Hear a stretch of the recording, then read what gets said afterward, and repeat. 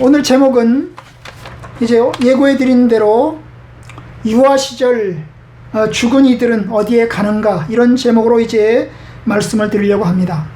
저희가 이제 격주 단위로 한 번은 예수님의 생애를, 또 한 번은 이제 종말론에 대해서 살펴보고 있는 중입니다만은, 오늘은 이제 종말론에 대해서 살펴볼 시간입니다. 지난 시간에 우리가 보았던 것은 천주교의 연옥과 관련하여서 예수를 듣지 못하고 죽은 조상들은 어떻게 구원을 얻는가, 이런 것에 대해서 말씀을 드렸어요. 천주교에서는 연옥 혹은 선조 림보라고 하는 곳에 들어가서, 이 림보라고 하는 말은 이제 주변이라는 뜻이거든요. 그래서 연옥과 또 다른 그 선조 림보에 들어가서 거기서 훈련을 거친다고 이야기를 합니다. 하지만 성경은 어디에서도 연옥도 선조 림보도 말하지 않습니다. 모든 인간은 기본적으로 죄인이기 때문에 아담 이후의 모든 인간은 모두 다 하나님의 심판을 받습니다. 어떤 사람들은 말합니다. 그래도 착한 사람들은 어떻게 구원받아? 착한 사람들은 구원받을 거 아니야? 라고 말하지만, 여러분, 세상에 기본적으로 착한 사람이라고 하는 것은 없습니다. 성경의 관점에서 볼 때 모든 사람은 죄인입니다. 모든 사람은 하나님의 은혜로 구원받을 따름입니다.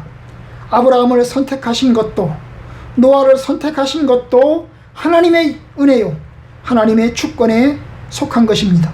그렇기 때문에 우리는 알고 복음 전하기 위해서 힘써야 합니다. 오늘은 이제 또 다른 대상, 유아들에 대한 이야기를 하고자 합니다. 여러분, 유아들이 어린아이 때 죽었을 때 그들은 어디에 가는가, 이런 주제입니다. 이렇게 하는 이유는, 이런 말씀을 드리는 이유는 사실 지금도 어린아이 시절에 죽는 이들이 꽤 있기 때문입니다. 사실 최근에는 의료기술이 좋아져서 어린아이 때 죽는 사람들이 많이 줄었습니다. 하지만 여전히 유아들은 죽고 있습니다. 그런 면에서 우리가 유아들은 어디로 가는가 라고 하는 부분을 생각해 보아야 되겠습니다.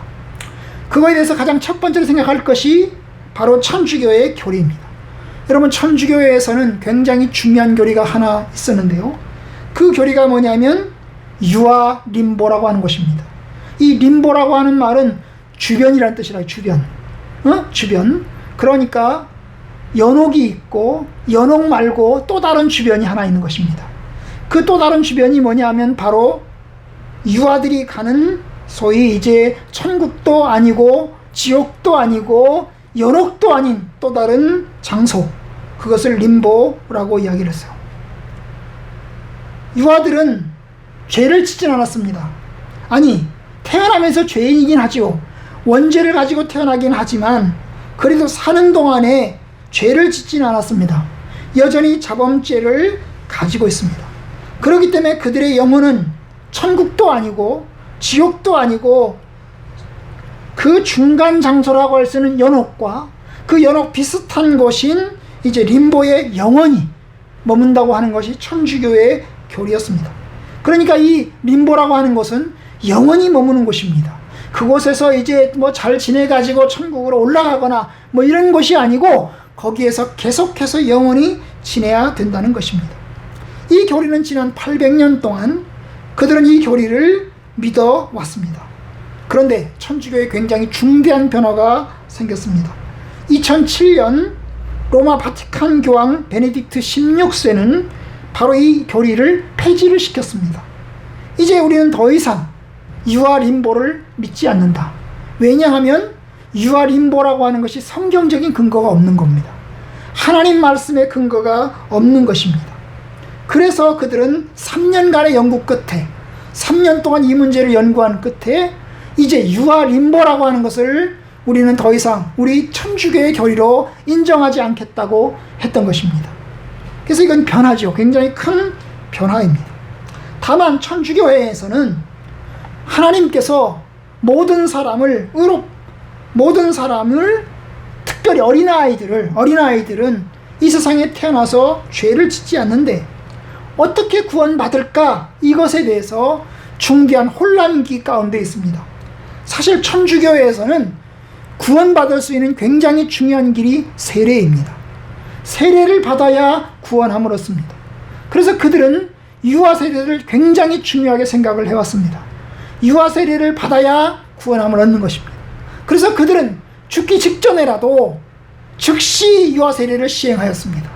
죽기 전에 유아 세례를 받아야 예수를 믿기 이전에 모든 죄와 원죄가 다 씻김받기 때문에 유아 세례를 적극적으로 권장을 해왔습니다. 그런데 여러분, 이제 림보를 인정하지 않으니, 이제 림보 교리를 폐지했으니 어떻게 될까요? 아마도 그들은 이제 모든 유아들은 죽으면 구원받는다, 모든 유아들은 죽으면 구원받는다, 그런 교리로 나아가고 있는 것 같습니다. 여러분, 그렇습니다. 어떤 이들은 그걸 믿는 사람들이 있습니다. 모든 이들은 구원을 받는다. 그들은 원죄가 있다 할지라도 그들은 일상을 살면서 죄를 짓지 않았기 때문에 유아 시절에 죽는다면 구원을 받을 것이라고 생각하는 것입니다. 어느 것이 옳을까요? 우리는 사실 주님의 품에 가본 적이 없으므로, 하나님의 말씀이 명확하게 말한 것이 없으므로 우리는 명확하게 말하기는 어렵습니다. 하지만 우리가 이 문제와 관련해서 이야기할 부분이 있습니다. 그것은 뭐냐 하면 모든 사람은 죄인이라는 것입니다. 여러분, 모든 사람은 다 죄인입니다. 태어나면서 모든 사람은 죄성을 가지고 태어납니다. 여기 예외가 한 사람도 없습니다. 심지어 다윗은 이렇게 이야기를 했습니다. 내가 죄악 중에 출생하였으며 어머니의 죄 중에서 나를 잉태하였나이다. 이게 다윗이 죄를 짓고 난 다음에 회개하면서 고백한 거죠. 내가 죄악 중에서 내가 태어났습니다. 내가 어머니 뱃속에 있을 때부터 내가 죄를 지었습니다. 죄를 지었습니다. 여러분, 이것이 굉장히 중요한 원죄. 우리는 죄 가운데 태어납니다. 아담의 씨로 태어난 이상, 아담의 후손으로 태어난 이상 모든 사람은 다 죄성을 가지고 태어나는 것입니다. 그렇기 때문에 여러분, 모든 사람은 하나님의 심판 아래 있습니다. 어떤 사람들은 말하기를 어린아이들은 아무것도 모르잖아. 심지어 어떤 아이들은 뱃속에서 사산하기도 하고 어떤 아이는 태어나서 일주일 안에 죽기도 하잖아. 그러면 그 아이는 어떻게 될 거야? 라고 이야기를 합니다. 그러나 여러분, 그래서 그들은, 영아들은, 유아에 죽은 사람들은 모두 다 구원을 얻을 것이다 라고 이야기합니다. 그러나 여러분, 만약에 그렇다면 유아기에 죽은 사람들이 구원을 얻는다면 여러분, 이 세상을 사는 사람들보다 더 행복합니다. 이 세상에 사는 사람들은 다 죄를 짓고 살잖아요. 그리고 또한 예수를 안 믿으면 다 지옥을 가잖아요. 그런데 여러분, 태어나서 영아기에 살아서 어린 시절을 살지 못했다고 해서 일찍 죽었기 때문에 그들이 구원받는다고 한다면 여러분, 영아기에 사는 것이 더 행복하고 복된 것이고, 오히려 노년 이제 나이가 들어서 사는 사람들이 더 불행한 삶을 살아가는 일이 되고 말 것입니다. 여러분, 성경은 어느 것에 그것에 대해서 명확하게 이야기하지 않습니다. 사실은 신비죠. 하나님께서 어떻게 하시는지는 하나님의 영역 속에 들어있기 때문에 신비입니다. 다만 우리는 알아야 될 것은, 지금 시점에서 우리가 알아야 될 것은 모든 사람은 죄인이고, 또한 예수를 믿지 않으면, 복음을 듣지 않으면 구원받지 못한다. 이것이 성경의 가르침인 것입니다. 물론 의식이 없는 상태에서 뱃속에 있는 아기가, 또 혹은 여러분 이제 태어나서 얼마 되지 않은 그 어린아이가 뭘 알아들겠습니까? 어떻게 복음을 영접하고 받아들일 수 있겠습니까? 사실 그들은 아무것도 어떤 표시조차 행하지 못할 수도 있습니다. 여러분, 구원은 하나님의 은혜이고 오직 우리 행위가 아니라 하나님의 능력이기 때문에 사실 의식이 없는 아이가, 어린아이가 구원받는 것, 그것은 하나님의 영역 속에 들어있는 것입니다. 다만 우리가 이제 몇 가지를 말씀드릴 수 있는 것은, 그 첫 번째, 여러분, 신자의 자녀는 구원받는다는 것입니다. 저는 신자의 자녀로서 어린 시절 영아기에 죽었었다면 구원을 얻을 것으로 믿습니다. 여러분, 아까 말씀드렸죠. 우리에게는 원죄가 있습니다. 부모의 죄가 자녀에게로 넘어갑니다. 그런데 여러분, 부모의 죄만 자녀에게 넘어가는 게 아닙니다. 부모의 믿음도 자녀에게 넘어갑니다. 우리나라는 태교를 인정합니다. 태교라고 하는 건 뭡니까? 뱃속에 있는 아기도 생명이라는 것입니다. 여러분, 최근에 들어와가지고 이제 낙태죄를 폐지하면서 뱃속에 있는 아기는 생명이 아니다, 태어난 다음부터 생명이다, 이렇게 바꿔가고 있는 중입니다. 그러나 여러분, 사실 우리의 어른들이, 우리의 조상들이 가져왔던 생각, 뱃속에 있는 아기도 생명이기 때문에 태교를 해야 된다, 이것은 굉장히 중요한 성경적인 생각으로 보여집니다. 여러분, 우리는 뱃속에서 태교를 합니다. 좋은 음악을 듣고, 좋은 음식을 먹고, 좋은 말을 하고, 좋은 생각을 하려고 산모들이 얼마나 신경을 씁니까? 그렇게 하는 이유는 뱃속에 있는 아기에게 영향을 주지 않기 위해서입니다. 부모가 악한 생각을 하고, 부모가 마음의 고통과 이런 불안과 스트레스를 많이 겪는다면 이 불안과 스트레스가 자녀에게 전달된다고, 혹시 전달되면 어떨까 염려하는 것입니다. 여러분, 맞아요. 경건한 부모들은, 믿음의 성도들은 자녀를 임신했을 때 그 뱃속에 있는 아이를 위해서 기도하며, 또한 하나님 앞에 찬양하며 하나님 앞에 예배를 드립니다. 그럼 뱃속에 있는 아이는 이 엄마의 기도와 엄마의 찬양과 엄마의 예배를 그들이 뱃속에서 듣고 있는 것입니다. 여러분, 모태신앙이라고 하죠. 모태신앙이라는 것이 어머니 뱃속에서부터 내가 신앙을 가졌다, 그거 아닙니까? 그죠? 바로 모태신앙과 같이 엄마의 뱃속에서 엄마의 가르침과 엄마의 찬양과 엄마의 기도를 듣고 사는 것입니다. 그래서 엄마의 뱃속에서 하나님을 경외하는 것입니다. 저는 그런 면에서 신자의 자녀는 명백하게 구원을 얻을 것이라고 말합니다. 여러분, 하나님께서는 언약의 자녀들에게, 신자의 자녀들에게 구약과 신약에서 가르침을 하나 주셨는데요. 구약에서 주신 가르침이 뭐냐면 바로 할례인 것입니다. 여러분, 하나님께서 아브라함을 부르신 다음에 아브라함에게 명령하셨습니다. 너희의 식솔들은, 남자들은 태어나면 8일째 되는 날 할례를 시행하라. 그래서 할례를 베풀게 하였습니다. 할례라고 하는 것은 언약의 자손, 약속의 자손이 되는 것을 뜻하는 것입니다. 여러분, 내가 내 언약을 세워서 나와 너 및 내 대대 후손 사이에 세워서 영원한 언약을 삼고 나와 내 후손의 하나님이 될 것이니라. 이것이 창세기 17장 7절의 말씀입니다. 하나님께서 아브라함과 영원한 언약을 맺습니다. 그 영원한 언약을 아브라함과만 맺는 것이 아니고 아브라함의 후손들과도 맺습니다. 그 아브라함과 후손의 언약과 맺으면서 하나님께서는 할례를 시행하도록 명령하고 계십니다. 여러분, 신약의 세례도 그와 같은 부분이 있습니다. 창세기 2장 17장과 마찬가지로 사도행전 2장도 그와 같은 이야기를 합니다. 2장 38절에 보시면 이렇게 되어 있죠. 너희가 회개하여 각각 예수 그리스도의 이름으로 세례를 받고 죄사함을 받으라.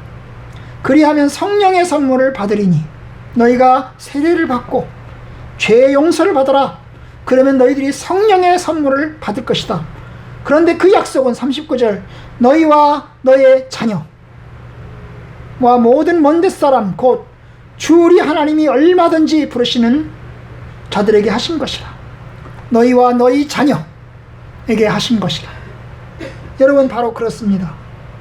여러분, 신약의 자녀들은 자녀를 임신하는 순간, 신약의 성도들은 자녀를 임신하는 순간 그 자녀가 귀한 줄 알고, 그 생명이 귀한 줄 알고 그 자녀들을 위해서 기도합니다. 여러분,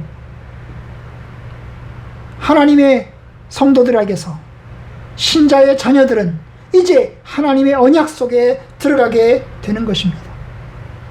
그렇다면 할례 받은 사람만, 세례 받은 사람만 구원을 얻을까?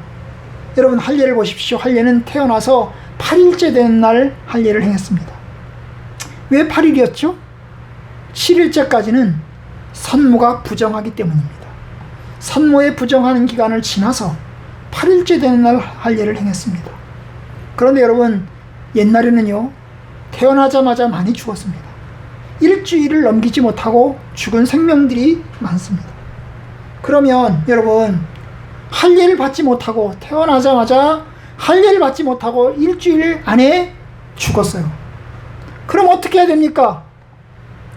여러분, 할례를 받기 전이기 때문에, 유아 세례를 받기 전이기 때문에 구원함을 얻지 못하신 것입니까? 여러분, 날짜를 정하신 것은 하나님이십니다. 그렇죠. 그렇기 때문에 그 날짜 이전에 죽는다 할지라도 구원함을 얻는 것으로 보면 되겠습니다. 여러분, 그래요. 신자의 자녀는 구원함을 얻습니다. 우리는 명백히 그것을 믿어야 합니다. 그러면 할례를 받으면 모든 사람이 구원함을 얻는가? 할례를 받으면 모든 사람이 100% 구원을 받는가? 여러분, 그건 아닌 것은 우리가 알죠. 창세기를 보시면 아브라함이 할례를 시행할 때에 이스마엘도 할례를 받았습니다. 이삭이 태어나기 전이죠. 이스마엘이 할례를 행합니다. 그런데 여러분, 할례 받은 이스마엘, 그는 하나님의 약속에서 벗어나서 자기 갈 길로 걸어갑니다. 여러분, 이삭이 에서와 야곱을 낳았습니다. 그 에서와 야곱에게 할례를 베풀었습니다. 그런데 에서는 여러분이 아시는 것처럼 그 에서는 자기 갈 길로 걸어갔습니다. 그 자기 길로 갈 길로 걸어간 그 아들, 어때요? 구원함을 얻을까요? 구원함을 얻지 못합니다. 하나님은 말씀하셨습니다. 내가 모태에서부터 내가 야곱을 선택하였고 에서는 버렸다, 그렇게 말씀하셨어요. 여러분, 하나님께서는 야곱은 선택하셨고 에서는 버리셨습니다. 그런데 여러분, 에서와 야곱 둘 다 할례를 받았습니다. 할례를 둘 다 받았지만 하나님의 시각에서 볼 때, 인간적으로 할례를 받았지만 하나님의 시각에서 볼 때 하나님은 에서는 버리셨고 야곱은 구원하셨습니다. 그러니까 여러분, 할례를 받았어도 하나님이 버리셨다면 구원함을 얻지 못하는 것입니다. 에서는 성장하여서, 이스마엘도 성장하여서 자기 갈 길로 걸어갔습니다. 이방 여자와 결혼하고, 그리고 하나님의 뜻을 벗어나서 살아가는 삶을 살았습니다. 맞아요. 그렇기 때문에 여러분, 할례를 받았다고, 유아 세례를 받았다고 모든 사람이 구원함을 얻는 것은 아닙니다. 신자의 자녀로 태어나서 유아 세례를 받았어도 여러분, 점점 성장해 가면서 자기 갈 길을 가면서 하나님을 떠나고 부모의 가르침을 떠나고 자기 마음대로 걸어간다면 그것은 곧 뭡니까? 하나님과 관계없는 삶으로 나아가는 것입니다. 여러분, 그 모습을 바라보는 부모는 얼마나 가슴이 아프겠습니까? 얼마나 마음이 아플까요? 하나님, 우리 자녀가 하나님 언약을 벗어서 하나님의 약속에 온 자녀로서 할례를 받았고 유아 세례를 받았는데 이 자녀가 이제 제 길로 걸어가고 있습니다. 하나님, 저 생명을 어떻게 해야 되겠습니까? 그 부모는 아마 고통과 눈물 가운데 시간을 보낼 것입니다. 여러분, 맞아요. 우리가 할례를 받았다면, 우리가 유아 세례를 받았다면 언약 안에서 일생을 살아야 합니다. 부모의 신앙이 나의 신앙이 되고 부모님의 그 믿음이 나의 믿음이 될 수 있도록 해야 하는 것입니다. 여러분, 거기 서서 이제 자기가 선택하고 자기 길을 가면서는 그것이 명백해집니다. 여러분, 구약 성경에 보면 맹세에 관한 규정이 있습니다. 이 맹세에 관한 규정을 보면 이런 말씀이 있어요. 어떤 딸이 약속을 했어요. 맹세를 했습니다. 내가 이러이러한 것을 지키겠다고 맹세를 했어요. 그런데 여러분, 그 딸이 맹세한 거잖아요. 그 맹세한 것은 아주 엄숙하고 거룩한 것이기 때문에 반드시 지켜야 되잖아요. 그런데 그 부모가 들었을 때에, 그 딸이 맹세했다는 것을 부모가 들었을 때에 그것이 합당하지 않다고 생각이 되면 어떻게 합니까? 부모는 무효화시킬 수 있습니다. 부모는 무효화시킬 수 있어요. 그래서 네가 한 맹세, 그건 네가 철없이 한 거야, 그건 지키지 않아도 돼 라고 말한다면 여러분, 그 맹세는 지키지 않아도 됩니다. 바로 그것이에요. 이 아이가 스스로 결정권이 없고 스스로 어떤 일을 행할 수 없는 연약한 상태에서 결정한 것에 대해서는 그 부모가 취소시킬 수 있다는 것입니다. 그런데 그 아이가 이제 맹세를 했는데 그 맹세한 것을 부모가 들었습니다. 부모가 들었는데도 아무런 제재를 가하지 않고 취소시키지 않고 그냥 있는다고 하면 어떻게 됩니까? 그 약속을 지켜야 됩니다. 그리고 그 아이가 커서 어른이 된다면 그 약속은 반드시 지켜야 됩니다. 여러분, 그와 같은 것입니다. 우리는 신자의 자녀는 구원함을 얻는다. 그 아이가 아무것도 모르는 철부지 상황에서 죽었습니다. 원죄를 갖고 태어났지만 동시에 부모의 믿음도 물려받았습니다. 어머니 뱃속에서부터 부모의 믿음 속에서 10달을 지냈습니다. 그러니 그 태어난 아이는 태어나서 죽으면 그 아이는 구원함을 얻습니다. 그 아이가 세례를 받지 못했어도, 그가 유아 세례를 받지 못했어도 어린아이 때 죽으면 구원함을 얻습니다. 여러분, 이 부분에 대해서 제가 돌트 신경의 한 조문을 읽어드리려고 합니다. 여러분, 이 돌트 신경이라고 하는 것은 1618년과 19년에 만들어진 우리 개혁주의의 굉장히 중요한 교리 중에 하나입니다. 그런데 이 돌트 신경, 그 당시 돌트 신경이 만들어질 그 당시에 흑사병이 유행하고 있었습니다. 그래서 많은 지역에서 흑사병이 유행하여서 사람들이 많이 죽어가고 있었습니다. 특별히 신자의 자녀들도 많이 죽었습니다.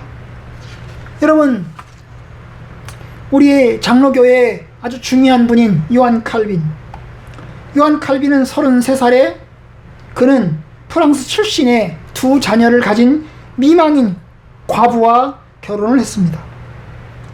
그런데 이 남편 흑사병으로 죽었고 그리고 두 아이를 가진 여자입니다.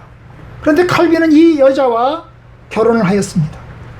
결혼 후 이 여인과 함께 9년을 같이 살았는데요, 9년 만에 이 여자가 부인이 먼저 죽었어요. 그런데 칼빈이 임신을 했느냐? 칼빈하고 이 여자와 결혼해가지고 자녀를 3명을 낳았는데 3명이 다 죽었습니다. 태어나자마자 3명의 아이가 다 죽었어요. 다 흑사병과 연관이 되어 있던 것입니다. 그래서 결국 칼빈은 9년 만에 부인을 보내고 이 부인이 데리고 온 이 두 자녀를 키우는 일을 칼빈이 감당해야만 했습니다. 마틴 루터, 여러분, 마틴 루터는 42살에 26살에 카타리나와 결혼을 했습니다. 이 카타리나는 수녀였는데요, 수녀원을 나와서 이제 신부였던 루터와 결혼을 하게 되었습니다. 그것이 1525년입니다. 이 1525년에 결혼하고 나서 얼마 지나지 않아서 큰 아들이 태어났습니다. 얘는 건강하게 그래도 잘 자랐습니다. 그런데 1527년 큰 딸이 태어났습니다. 그런데 태어난 이 큰 딸 얼마 지나지 않아서 흑사병과 연관되어서 죽었습니다. 7번째 또 딸이 태어났어요. 엘리자베스라고. 그런데 이 엘리자베스 역시 태어나서 8개월째 되던 해에 죽었습니다. 여러분, 그런 일들이 있는 것입니다. 큰애 7째 다 죽었어요. 여러분, 이런 상황에서 신자의 자녀들도 역시 흑사병으로 인해서 많이 죽어갔던 것입니다. 바로 이런 상황에서 이제 돌트신경이 만들어집니다. 이 돌트신경은 칼빈주의 5대 교리를 담고 있는 것인데요. 바로 이 칼빈주의 5대 교리 가운데서 첫 번째, 무조건적 선택, 두 번째, 제한적 속죄, 세 번째, 전적 타락, 네 번째, 불가항력적 은총, 다섯 번째, 성도의 견인, 이렇게 5가지 교리를 이야기를 합니다. 무조건 선택이라는 건 뭡니까? 하나님이 일방적으로 하나님이 그를 선택했다는 거예요. 아브라함을 부르시고 노아를 부르신 것처럼 하나님께서 일방적으로 선택하셨다는 거예요. 제한적인 속죄, 이 제한적인 속죄라는 말은 모든 사람이 구원을 받는다는 게 아니고 하나님께서 제한된 사람만 구원하신다는 거예요. 제한된 사람만. 예수님이 모든 사람을 위해서 죽은 것이 아니고 제한된 사람들을 위해서 십자가에 죽으셨고 제한된 사람들만 구원함을 받는다는 것입니다. 바로 선택받은 사람들만 구원함을 받는다는 거예요. 세 번째, 전적 타락. 인간은 부분적으로 타락한 것이 아니고 완전하게, 완벽하게 타락했다는 거예요. 철저하게 타락했다는 거예요. 인간은 죄인이라는 것입니다. 네 번째, 불가항력적 은총. 하나님의 은혜는 내가 밀어낼 수 없다는 거예요. 나 하나님 은혜 안 받겠어. 그러면서 내가 거부할 수 없다는 거예요. 하나님이 은혜를 주시면 하나님의 은혜를 받아들일 수밖에 없다는 것입니다. 거부하긴 하지만 하나님의 은혜를 받아들일 수밖에 없다는 것입니다. 이게 불가항력적 은총입니다. 그리고 성도의 견인. 구원받은 사람이, 하나님의 선택받은 사람은 결단코 타락하지 않는다. 끝까지 하나님께서 인내로 구원하신다. 이것이 성도의 견인입니다. 그런데 이 5가지 교리를 말하는 가운데서 이 돌트신경의 한 부분이 바로 이제 영아에 관련된 이야기가 들어있습니다. 돌트신경의 첫 번째 교리 17장에 보시면 이렇게 제가 이제 되어 있습니다.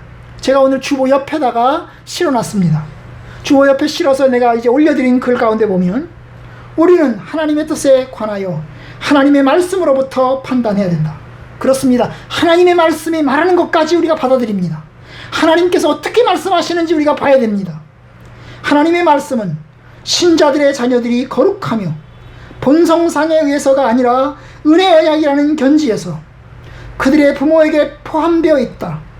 그러므로 하나님을 두려워하는 부모들은 하나님께서 유아 시절에 불러가신 자녀들의 선택과 구원에 대하여 의심하지 말아야 된다. 여러분, 여기 보면 인간이 죄인이긴 하지만 신자의 자녀들은 거룩하다는 거예요. 그리고 은혜 언약이라고 하는 견지에서, 하나님의 약속이라고 하는 견지에서 역시 부모에게 포함되어 있다. 부모가 하나님의 언약 안에 들어있다면 그 부모의 자녀들도 역시 하나님의 언약 안에 들어있다는 것입니다.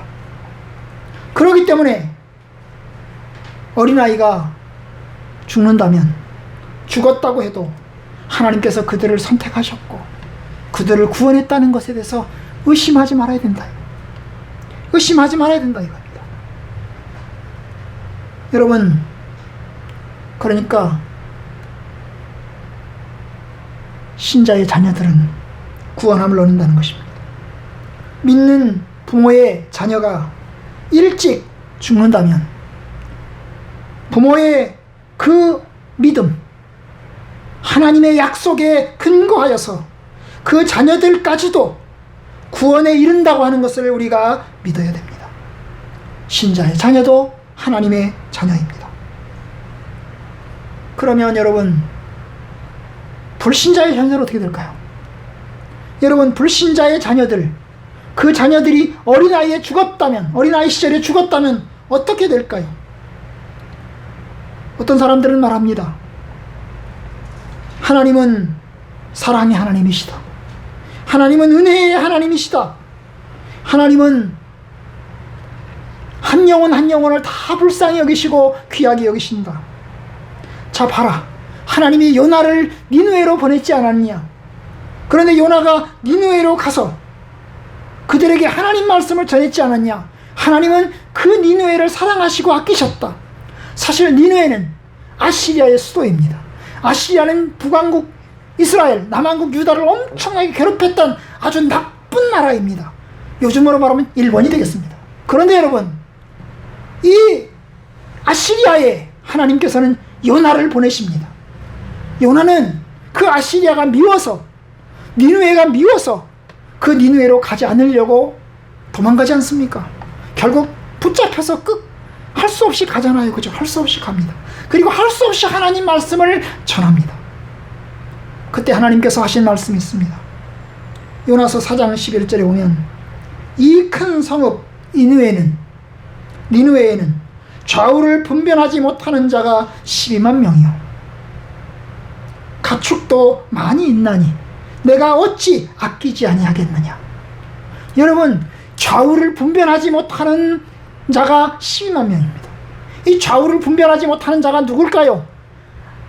오른쪽 왼쪽을 구분하지 못하는 자가 누구입니까? 바로 어린애기들 아닙니까? 어린애기들, 아무것도 모르는 그 어린애기들, 그 애기들이 12만 명입니다. 그러니 내가 어찌 그들을 아끼지 않겠느냐. 하나님이 말씀하시는 것입니다. 여러분, 불신자의 자녀들도 역시 영아기 때 죽는다면 좌우를 분별하지 못한 상태에서 죽는 거 아닙니까? 그렇죠? 그런데 그렇기 때문에 모든 사람이 구원을 얻을 것이다. 영아기 때 죽었다면 불신자의 자녀들도 구원을 얻을 것이다 라고 말하는 사람들이 있습니다. 바로 이것이 돌트신경이 나오게 된 배경입니다. 돌트신경이 나올 당시에 알미니우스주의자들은 모든 영아는 다 구원받는다고 이야기를 했어요. 모든 어린아이들은 다 구원받는다고 이야기를 했어요. 그들은 부분적으로 타락을 했고 하나님은 모든 사람을 위해서 죽으셨고 그렇기 때문에 그들은 자범죄를 짓지 않았고 그렇기 때문에 그들은 다 어린아기 때 죽은 사람은 다 구원받을 수 있다라고 이야기한 것입니다. 그런데 여러분, 사실 그런 면에서 우리가 죽어보지 않았기 때문에 불신자의 자녀가 전혀 구원을 받지 못한다라고 확실하게 단언하기는 어렵습니다. 그렇다고 해서 불신자의 모든 자녀가 구원 얻는다고도 말할 수 없습니다. 여러분, 유아들은 복음을 거절한 적이 없습니다. 유아들은 양심의 소리를 거슬러서 큰 죄를 범한 어른들처럼 죄를 지은 적도 없습니다. 그러면 구원받을 수 있을 것 같기도 합니다. 그러나 여러분, 다시 말씀드립니다. 우리는 태교를 인정합니다. 여러분, 부모의 죄가 자녀에게 전가되듯 부모의 믿음이 자녀에게 전가되듯 부모의 불신도 자녀에게 전가된다는 사실입니다. 여러분, 부모의 불신앙이 자녀에게 전달이 됩니다. 태교라고 하는 입장에서 볼 때 불신자의 자녀들 역시 태교의 영향을 엄청나게 많이 받습니다. 그들은, 어린아이들은 선택권이 없죠. 오직 부모의 선택하에 그들은 딸려 들어갈 수밖에 없습니다. 여러분, 태어난 아이가 있습니다. 근데 엄마가 이제 그 아이를 데리고 교회를 데리고 갑니다. 그럼 얘는 교회를 접하는 것입니다. 제일 처음 교회를 접합니다. 그런데 부모가 그 태어난 아이를 데리고 절간으로 데리고 갑니다. 그죠? 절간으로 데리고 가면 이 아이는 절간을 접하는 것입니다. 그리고 부모를 따라서 그렇게 다니는 것입니다. 심지어 어떤 부모들은 그 아이를 동자승으로 보내기까지 하기도 합니다. 여러분, 부모의 언약 안에, 부모의 영향하에 들어있는 것입니다. 어린아이들은. 그렇기 때문에 여러분, 우리는 불신자의 자녀들은 지옥에 갈 가능성이 크다. 불신자의 자녀들은 우리는 그것을 확고하게 배울 수 있습니다. 여러분, 신자의 자녀는 구원을 얻습니다. 그러나 불신자의 자녀는 구원을 얻지 못할 가능성이 매우 큽니다. 간단히 말할 수는 없습니다. 그러나 구원받지 못할 가능성이 매우 큽니다. 다시 말씀드려요. 성도들의 자녀들은 유아 세례와 관계없이 언약 안에 있으므로 영화로 죽었다면 그는 구원을 얻을 것입니다. 우리는 우리 자녀들이 믿음을 갖기 위해서 기도하고, 우리 자녀들이 예수 그리스도를 영접하기 위해서 기도하고, 하나님을 만나도록 기도하고 가르칠 책임이 있습니다. 우리 영향하에 있을 동안에, 우리가 데리고 있을 동안에는 우리의 자녀들에게 올바른 믿음으로 살아갈 수 있도록 권면하고 가르칠 책임이 있습니다. 그 책임을 이행하는 과정에서 원치 않게 생명을 잃었다면 그 아이는 구원함을 얻습니다. 그렇기 때문에 우리는 우리 자녀들을 위해서 생명을 얻도록 힘써야 합니다. 여러분, 부모의 신앙이 매우 중요합니다. 부모의 삶이 매우 중요합니다. 부모로 인해서 자녀가 거룩하게 되어질 수 있습니다.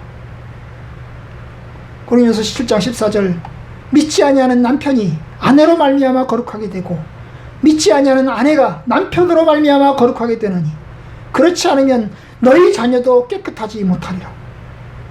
너희 자녀도 깨끗하지 못하리라. 여러분, 우리가 거룩하고 우리가 존귀하고 우리가 하나님의 말씀 가운데 올바로 서야 우리의 자녀들도 거룩하게 되어질 수 있는 것입니다. 사실 선악을 알지 못하는, 선악을 구별할 수 없는 아무것도 모르는 어린아기가 어떻게 예수를 영접할 수 있을까? 우리는 그것을 모릅니다. 하나님의 일하심은 우리의 한계를 넘어서고 다 우리가 이해하지 못하지만 우리는 우리 영아들이, 우리의 자녀들이 죽었을 때 구원받을 것을 확실하게 믿고 염려하지 말아야 합니다.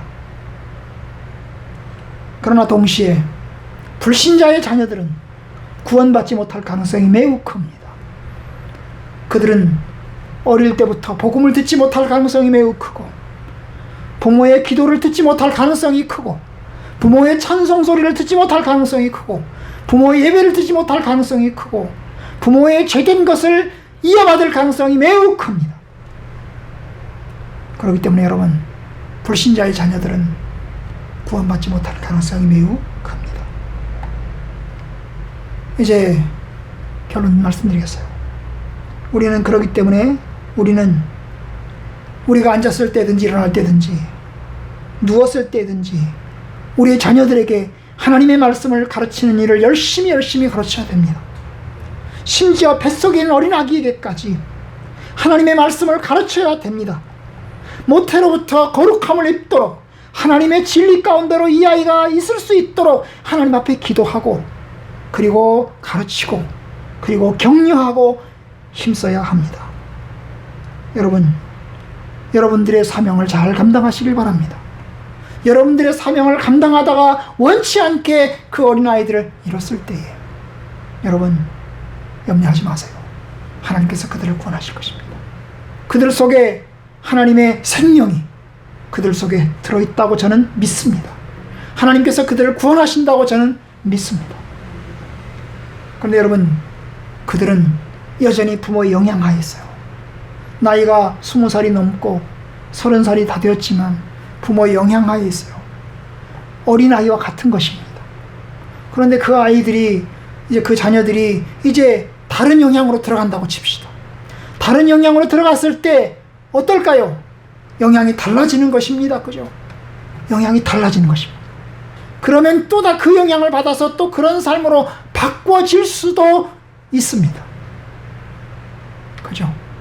그렇기 때문에 사실은 어린아이 존재는 유보적입니다. 우리는 다만 우리의 영향하에 있다가 유아 시절에 죽은 아이들에 대해서는 구원함을 얻을 것이다.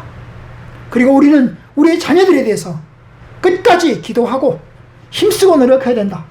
마치 성년이 된 이 어거스틴을 위해서 그의 어머니 모니카가 힘들고 어렵게 하나님 앞에 기도하고 부르짖었던 것처럼 우리 자녀들이 독립해서 나간 다음에 하나님의 언약의 길을 떠나서 벗어나서 걸어가고 있다면 눈물로 하나님 앞에 탄식하고 눈물로 기도해서 주님께로 돌아올 수 있도록 기도해야 된다.